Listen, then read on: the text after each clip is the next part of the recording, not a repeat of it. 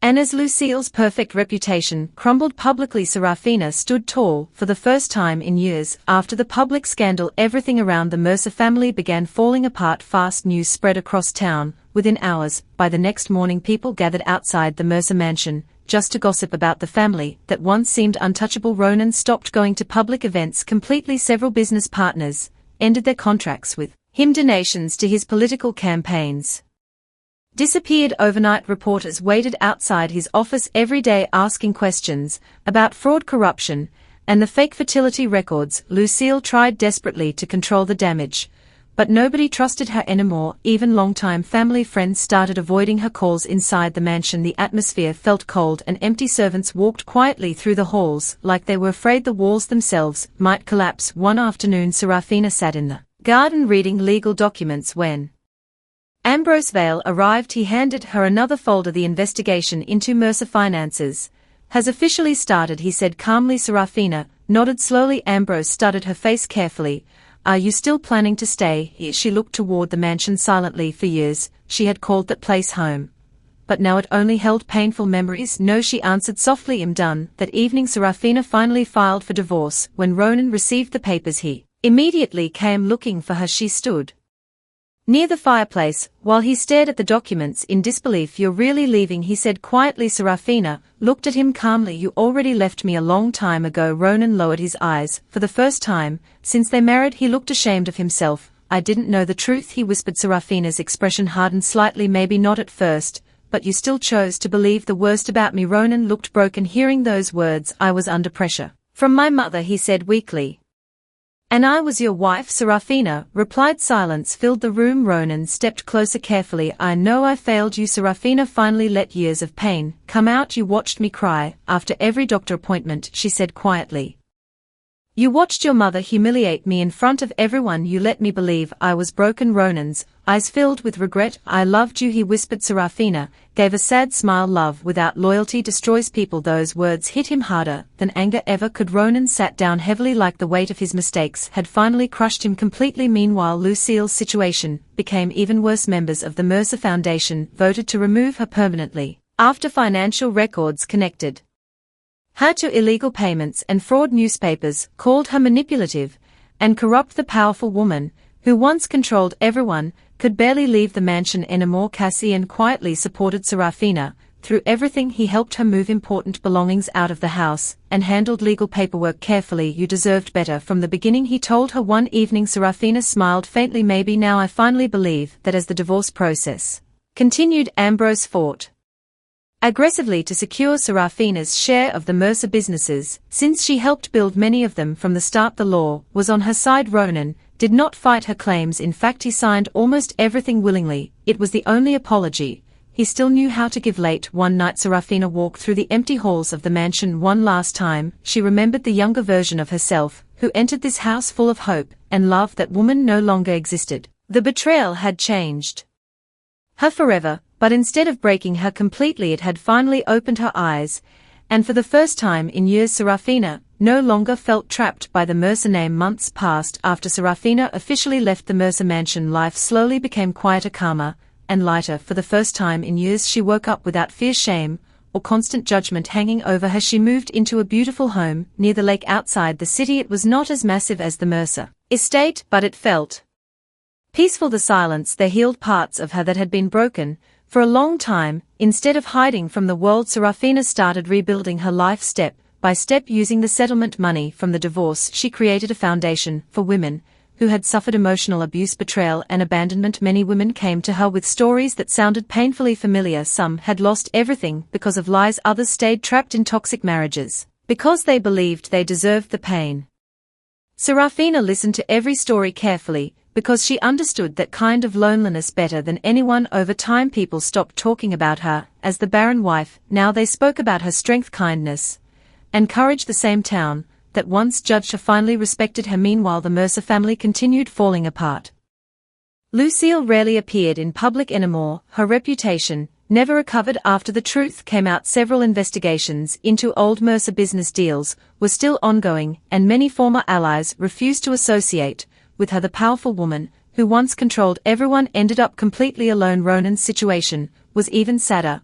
after losing his political career, he withdrew from public life, almost entirely his health problems continued, and many days he stayed isolated inside the nearly empty mansion. The grand house that once hosted celebrations now felt cold and lifeless. Sometimes he wrote letters to Serafina. Most of them were apologies. She read them quietly, but never answered, not because she hated him anymore, but because some damage could never truly be repaired. Cassian visited her often during those months. Unlike the rest of the Mercer family, he never asked for forgiveness on anyone's behalf. He simply supported her honestly and quietly. One afternoon they sat together near the lake watching the sunset. "You seem different now, Cassian," said Serafina. Smiled softly. "I am different now, for the better," he replied. Their connection slowly grew stronger over time.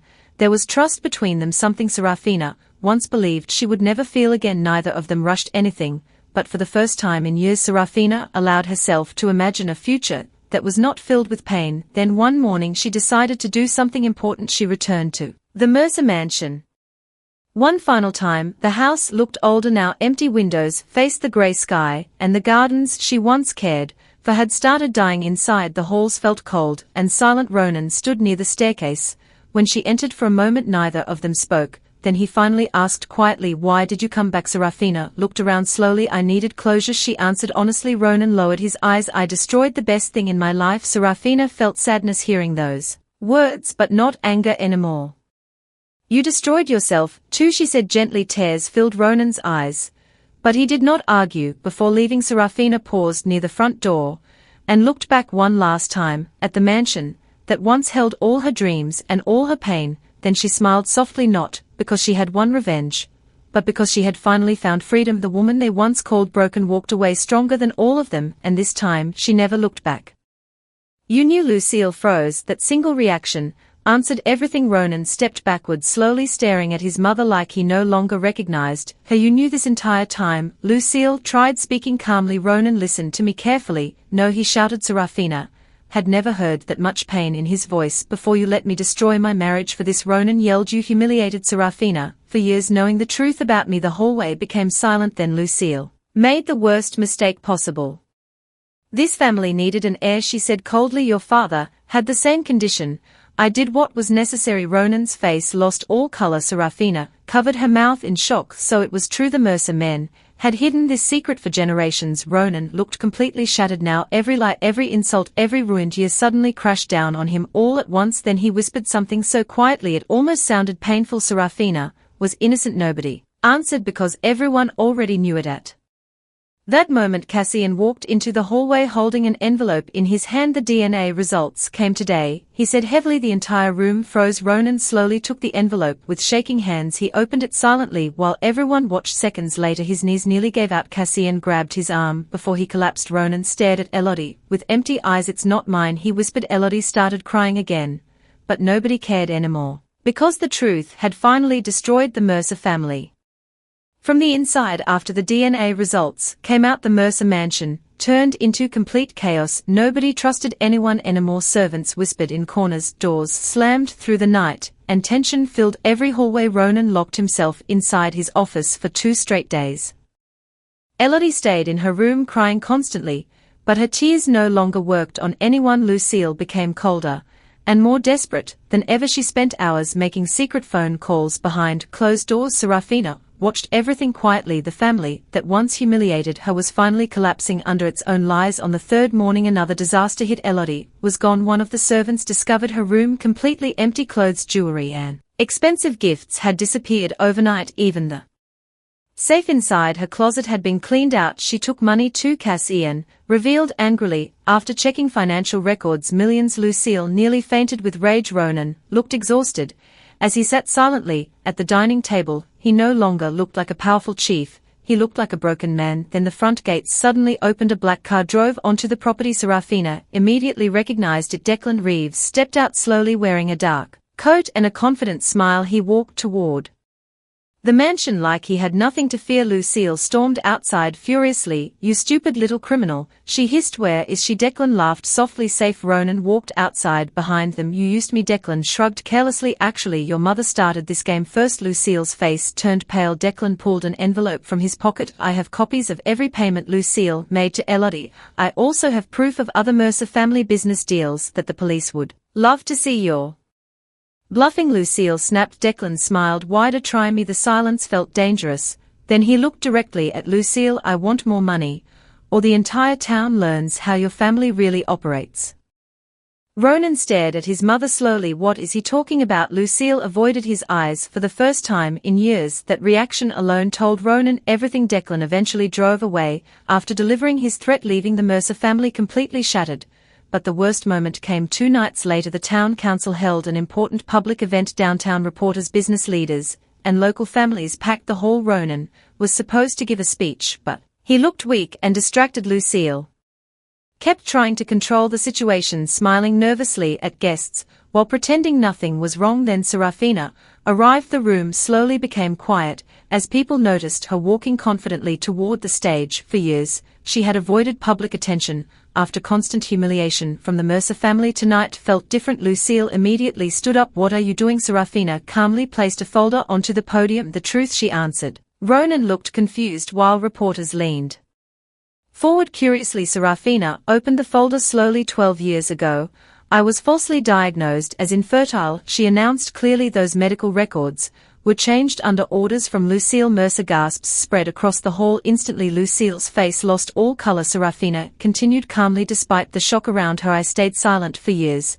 because I trusted my husband and his family, but the truth deserves to be heard." She held up copies of the signed documents proving the bribe. Reporters immediately rushed forward asking questions. Cameras flashed everywhere. Lucille suddenly grabbed the podium desperately. "She's lying."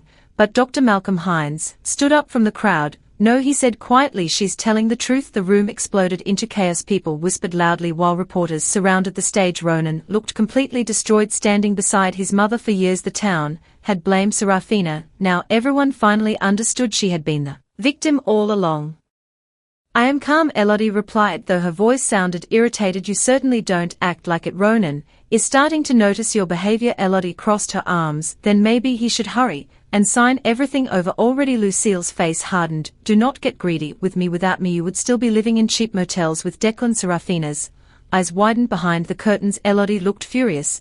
"And without me you'd have no fake heir to save your precious family name." The room fell silent. Even Lucille looked shocked that Elodie said it out loud. "You watch your mouth," Lucille hissed. Elodie laughed bitterly. "Please, the second Ronan becomes too sick to run things, I'm taking what I was promised." Serafina's heart raced faster. "Too sick?" Lucille lowered her voice carefully. "Everything is under control, just keep playing the loving wife." After they finally left the office, Serafina remained frozen behind the curtains. The danger inside this house was bigger than betrayal. Now someone was waiting for Ronan to collapse. That afternoon Serafina drove to the city to meet the one person she never thought she would ask for help again. Her father, Ambrose Vale, was one of the most feared attorneys in the state. Years ago Serafina cut ties with him after he warned her not to marry Ronan Mercer. Ambrose believed the Mercer family was corrupt from the beginning. Now she realized he had been right. When she entered his office, Ambrose stared at her quietly for several seconds. "You look tired," he finally said.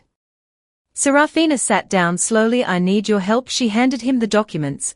As Ambrose read through the papers, his expression darkened more and more. "This is enough to destroy them," he said quietly. Serafina looked away. "I don't only want revenge, no," he asked. She swallowed hard. "I want the truth exposed." Ambrose leaned back in his chair. "Then stop protecting Ronan emotionally. He may be a victim now, but he helped ruin your life too." Those words hit deeply, because they were true. For years Serafina kept forgiving Ronan's silence, but silence had destroyed her just as much as Lucille's lies. When Serafina returned to the mansion that night, something inside her had changed. The broken woman they mocked for years was disappearing, and the woman replacing her was no longer afraid of the Mercer family at all. Ronan's condition became worse. Over the next 2 weeks he started missing meetings and locking himself inside his office for hours. Sometimes servants found him sitting in darkness, with a glass of whiskey in his hand, staring at nothing. The powerful man everyone feared was slowly falling apart. One evening during dinner, Ronan suddenly dropped his fork onto the plate. His hands trembled badly. Ronan, Serafina said before she could stop herself. Lucille immediately stood up. "Hes fine," but Ronan pushed his chair back angrily. "Stop treating me like I'm dying." The room became silent. Elodie forced a nervous smile. "Nobody said that." Ronan looked directly at her. "Then why do you and my mother keep whispering every time I walk into a room?" For a moment panic flashed across Elodie's face. Lucille quickly interrupted. "You're exhausted, that's all." But Ronan was no longer calm. Weeks of stress and sickness had clearly broken his patience. "I want honesty for once in this house," he snapped. Nobody spoke. Then suddenly Elodie placed a hand over her stomach dramatically. "Please don't shout around me," she whispered. "It's not good for the baby." Ronan looked at her for several seconds. His expression changed slowly. Serafina noticed it immediately. Doubt something had finally started growing inside his mind. Later that night Serafina walked past Ronan's office and heard shouting inside. She stopped near the door. "You lied to me," Ronan yelled. Elodie's voice shook. "I didn't lie. The dates don't make sense," he shouted back. "I checked everything." Serafina's heart pounded inside. The office furniture crashed loudly. "Tell me the truth," Ronan demanded. Silence followed. Then Elodie whispered the words that changed everything. "There's a chance the baby isn't yours." The silence afterward felt deadly. Serafina slowly closed her eyes. Finally the truth was coming out. Inside the office Ronan sounded completely broken. "What did you say?" Elodie began crying. "I was scared." Ronan laughed bitterly. "Scared? You moved into my home carrying another man's child. It's complicated." "No," Ronan interrupted coldly. "It's betrayal." A loud crash followed like something had been thrown against the wall. Then Lucille's voice suddenly appeared near the hallway. "What is happening?" She rushed into the office. Seconds later angry shouting exploded again. "You fool!" Lucille hissed at Elodie. Ronan looked confused immediately. Suddenly the entire situation started making sense. Elodie was never nervous about becoming part of the family. She was nervous about getting caught. Later that night Serafina returned downstairs, where the celebration was still happening. Ronan proudly thanked guests, while Lucille smiled beside him like everything was finally perfect. Neither of them knew the truth. Serafina looked at Elodie across the room. For a brief second their eyes met. Elodie's smile almost disappeared. It was small, but Serafina noticed the fear in her expression immediately, and for the first time in months Serafina felt powerful again, because now she understood something important. The people who destroyed her were already starting to destroy each other. The next few days were filled with tension inside the Mercer mansion. Elodie acted even more careful than before. She stayed close to Lucille and avoided being alone with Serafina whenever possible, but Serafina could see the fear growing behind her fake smiles. She knew Elodie was hiding something dangerous. One rainy afternoon Serafina sat alone in the library when Cassian quietly walked inside. He closed the door behind him and placed a brown envelope on the table. "You were right to be suspicious," he said. Serafina looked at him carefully. "What is this?" "I hired someone to follow Elodie." Her heart tightened as she slowly opened the envelope. Inside were photographs. In several of them Elodie stood beside the same dark-haired man Serafina had seen outside the mansion. One photo showed them arguing in a parking lot. Another showed the man grabbing Elodie's arm aggressively. Cassian pointed at the pictures. "His name is Declan Reeves." Serafina studied the man's face closely. "He has a criminal record," Cassian continued. "Fraud, illegal gambling, assault. He disappears from cities after stealing money from people." Serafina's stomach turned. Then Cassian pulled out another document. "This is where things get worse," he said quietly. The paper showed large bank transfers connected to Lucille Mercer's private account. The payments began months before Elodie arrived at the mansion. Serafina looked up in shock. "Lucille was paying her?" Cassian nodded slowly. "It looks planned." Suddenly Serafina understood the truth. Elodie had never randomly entered Ronan's life. Lucille brought her there intentionally. "But why? What does my mother gain from this?" Cassian asked. Serafina thought carefully. "Control." Cassian frowned. "She needed an heir for the Mercer name," Serafina explained softly. "And if Ronan believed the child was his, Lucille could control everything through that baby." Cassian sat down heavily. "Dear God. But there was still one thing that did not make sense. Why was Lucille suddenly rushing inheritance papers?" As if reading her thoughts, Cassian spoke again. "There's something else you should know." He hesitated before continuing. "Ronan has been secretly seeing doctors for months." Serafina's eyes widened. "What?" Cassian looked deeply worried. "Has been collapsing during meetings, headaches, dizziness, blackouts. He hides it from everyone." Suddenly memories flashed through Serafina's mind. Ronan holding his forehead during dinner. Ronan stumbling once near the staircase. Ronan drinking strange medicine every night. "Does Lucille know?" she asked. "I think she does," Cassian answered, But nobody will tell me what's happening. Serafina's chest tightened despite everything Ronan had done to her. Part of her still cared. That evening during dinner she quietly watched him. Ronan looked exhausted. His skin seemed pale and dark circles sat under his eyes. Halfway through the meal he suddenly gripped the edge of the table tightly. Lucille immediately interrupted the conversation. Ronan just needs rest, she said quickly before anyone could ask questions. But Serafina noticed something strange. Elodie did not look concerned, she looked impatient. Later that night Serafina walked past Lucille's office again and heard angry voices inside. You promised this would happen faster, Elodie snapped. Lucille answered coldly. Lower your voice, I'm tired of waiting. Elodie whispered harshly. Once the documents are signed, I'm done pretending. Serafina's heart pounded. Pretending? Then Lucille said something that chilled her completely. You'll get your money after Ronan's condition becomes permanent. Silence filled the hallway. Serafina felt ice run through her veins. Condition money. Suddenly Ronan's sickness no longer felt natural, and for the first time Serafina began wondering if someone inside the mansion was slowly destroying him on purpose. Serafina could not sleep after hearing the conversation outside Lucille's office. Every piece of the puzzle was slowly coming together, and the truth was uglier than she imagined. Ronan was sick, Elodie was lying about the baby, and Lucille seemed desperate to control everything before something terrible happened.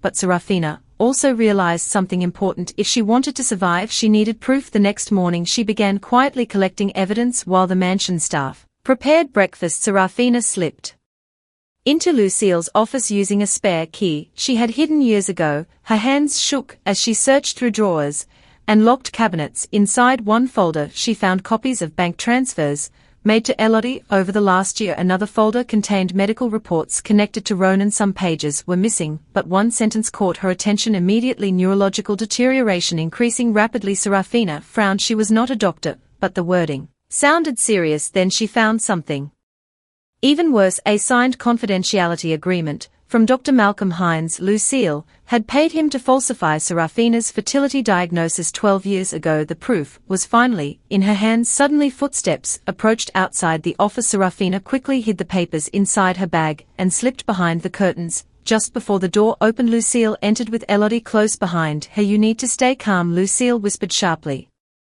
They were going to regret underestimating her. The days inside the Mercer mansion became harder for Serafina. Everywhere she went, Elodie acted like she already owned the house. She changed decorations, gave orders to servants, and sat beside Ronan during every family meeting. Lucille encouraged it openly, treating Elodie like the daughter she always wanted. Serafina watched everything quietly, but the more she observed, the more she realized Elodie was not as innocent as she pretended to be. Late one night Serafina walked downstairs for water when she noticed lights glowing under Lucille's office door. Voices whispered inside. She moved closer carefully. Elodie, you need to stop acting nervous, Lucille said sharply. I'm trying, Elodie replied.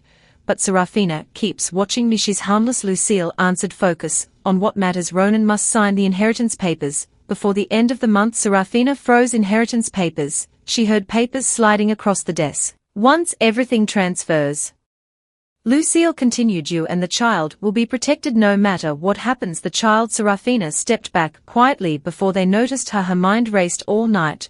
Why was Lucille so desperate about inheritance documents? And why did Elodie seem more worried about money than becoming part of the family? The next evening the Mercer family hosted a large dinner party for important people in town. Politicians, business owners, and wealthy families filled the ballroom. Serafina wore a dark green dress and kept her head high despite the whispers around her. Everyone already knew about Elodie. People stared at Serafina with pity while others looked at her like she had failed as a wife. During dinner Lucille stood up smiling with a champagne glass in her hand. I'd like to welcome Elodie properly into the Mercer family, she announced proudly. Guests clapped politely. Elodie smiled sweetly beside Ronan while Serafina sat silently across the table. Then Lucille added, it's comforting to know this family may finally have a future after so many disappointing years. Several guests exchanged uncomfortable looks. Serafina felt humiliated, but before she could speak Elodie suddenly laughed softly. Some women simply aren't meant to be wives, Elodie said while looking directly at Serafina, especially if they can't give a man what he needs. The room became silent. Serafina's fingers tightened around her fork. Ronan heard every word, but he said nothing.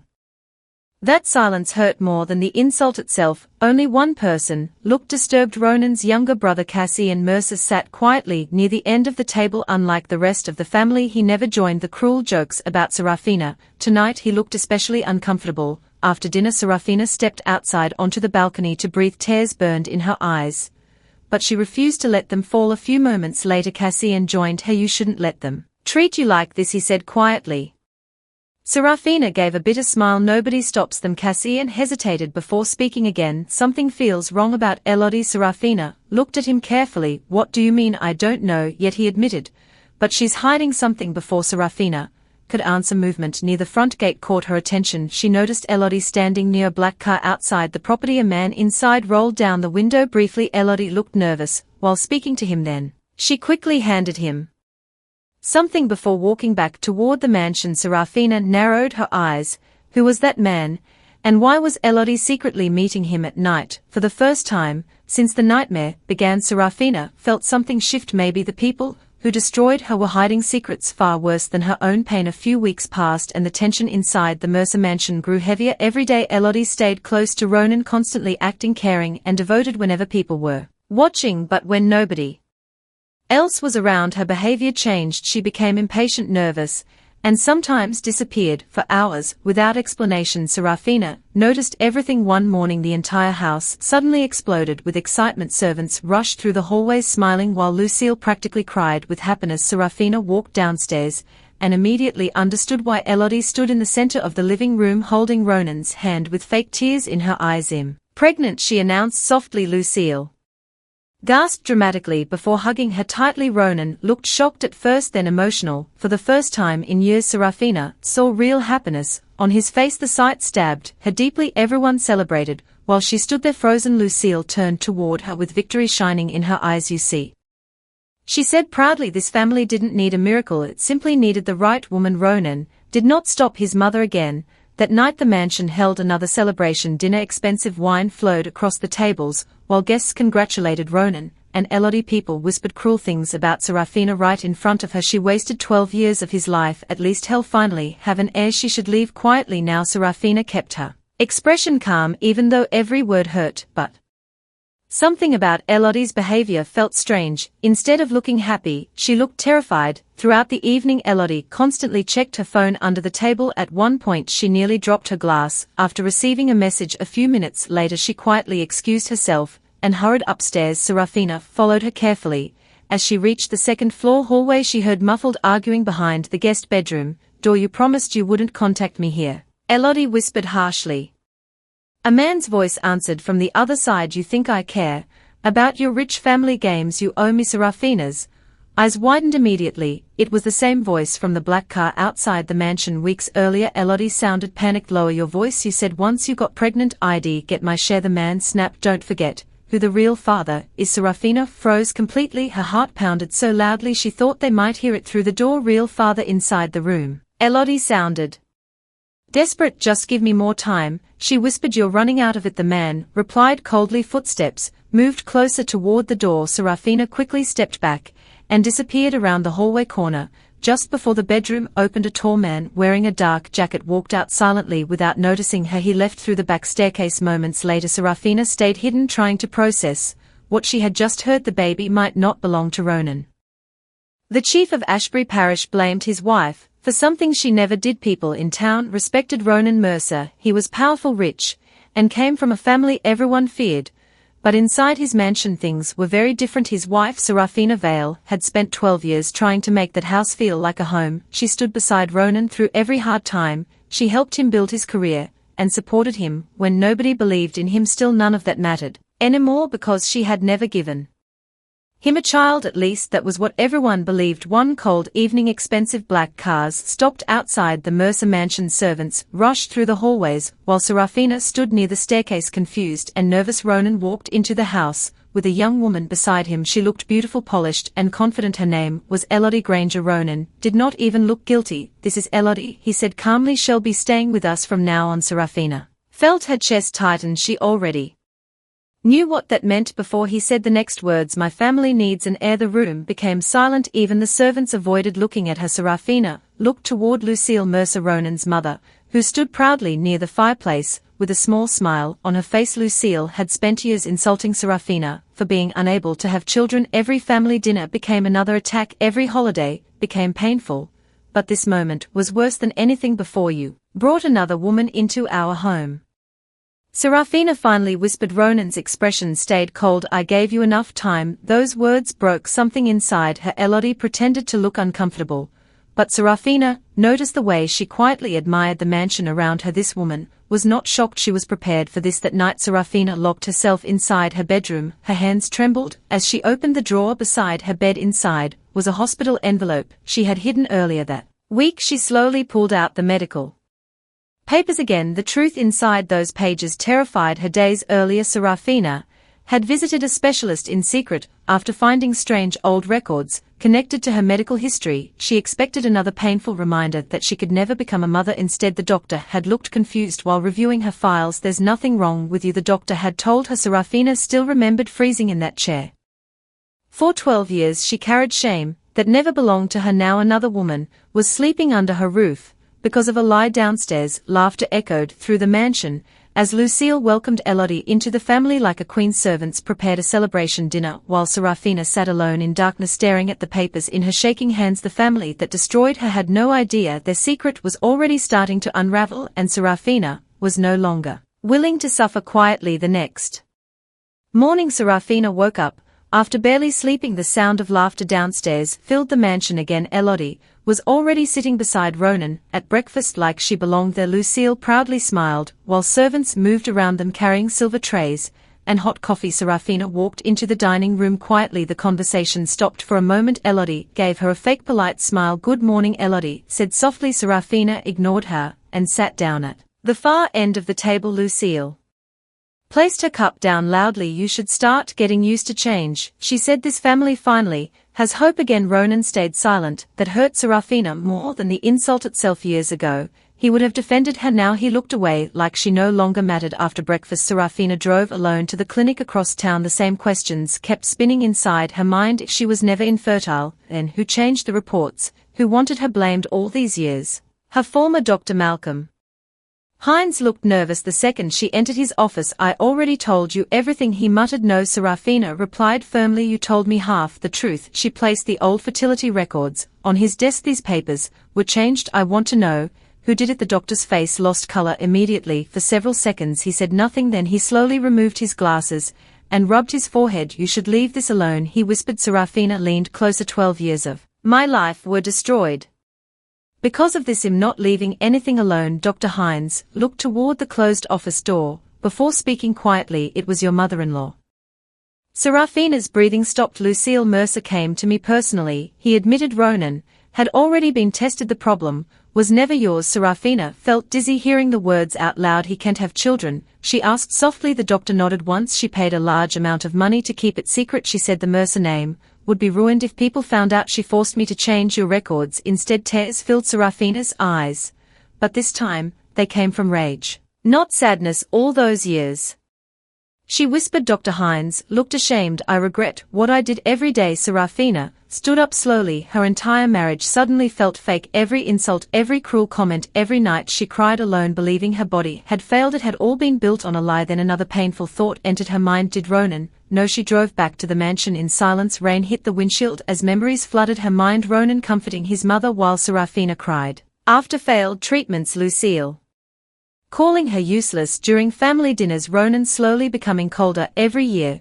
When she arrived home, she walked past the staff and headed upstairs. But before reaching her room, she heard voices coming from Lucille's private sitting room. You need to make this work quickly, Lucille whispered sharply. I understand, Elodie answered. Serafina stopped moving. If Ronan starts asking questions, everything falls apart, Lucille continued. Serafina's heart pounded. Then Elodie asked nervously, what if she already suspects something? Lucille laughed softly. Serafina spent 12 years blaming herself. That woman is too broken to fight back. Serafina stood outside the door gripping the railing tightly. For the first time in years, anger became stronger than pain, and deep inside she made a promise to herself.